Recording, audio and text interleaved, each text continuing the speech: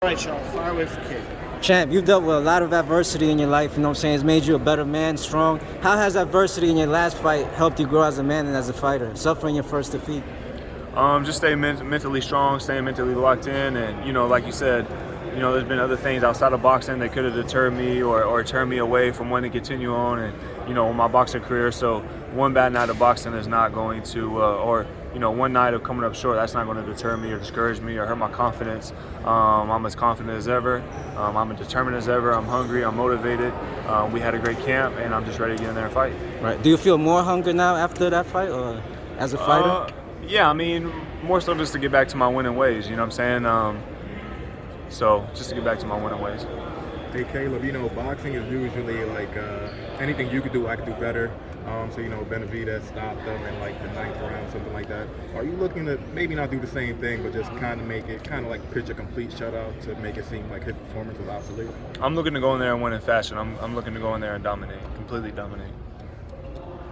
This is the first time in your pro career you've ever had to bounce back from a loss. Does that preparation change compared to when you're on a winning streak? No, I haven't really gone about my preparation any differently. Just carrying that extra added, motivation each day into training. But regardless, I'm gonna train as hard as I can every time. I stay in shape year round, keep my weight in check year round.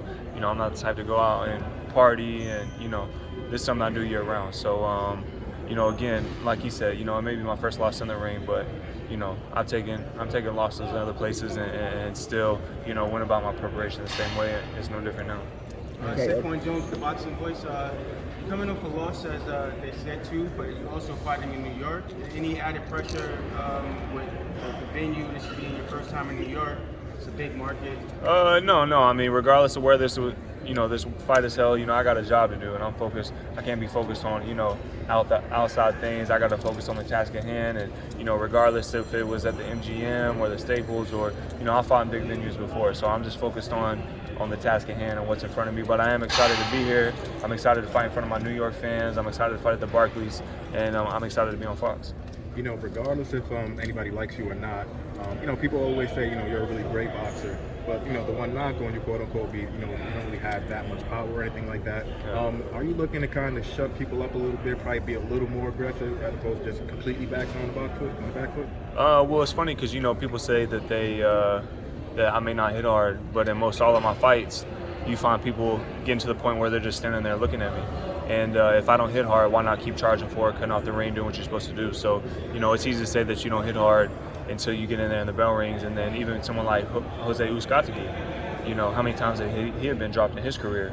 He got dropped by Max Korobov one time, but other than that, I'm the only person to put him down. So, yeah, exactly. So it's easy to say I don't hit hard, then the bell rings, and then a couple rounds in, they're just standing there looking at me, not throwing punches no more. So, Champ. Marcus Hayes, Fight Hub TV. Caleb, I wanted to ask you, we've seen social media clips from back in the day of people doubting you having fights in the streets, just kind of having to set people straight for underestimating who you are as a person. Does this situation and the things that have been said remind you of any of those days? Yeah, I'd say so, but when the bell rings, he'll find out for sure. So it's easy to talk about it, but I can show you better than I can tell you. So when the bell rings, all this yip-yap that he's been got going on, we're going to put that to a stop. And another point, Caleb, we've seen in social media and in person in your workout in Las Vegas, you sitting down on your punches. Is that kind of the bread man effect?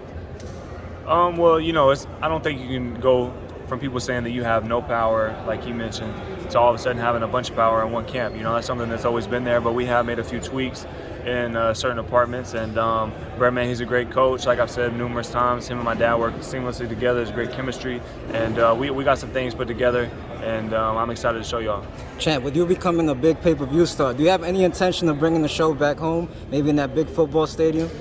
That's something that I would love to do in the future, or take it back to the Bridgestone like I've already done. We had about 10,000 people in there the first time, so that's something I'd like to do in the future. But right now, I'm at the Barclays Center, and I'm happy to be here, and I'm focused on the fight in front of me. Well, Caleb, the arena should be empty around like January since you guys don't make the playoffs. Oh, chill. All right, that's interview's over. Caleb, Marcus Hayes, Fight Hub again.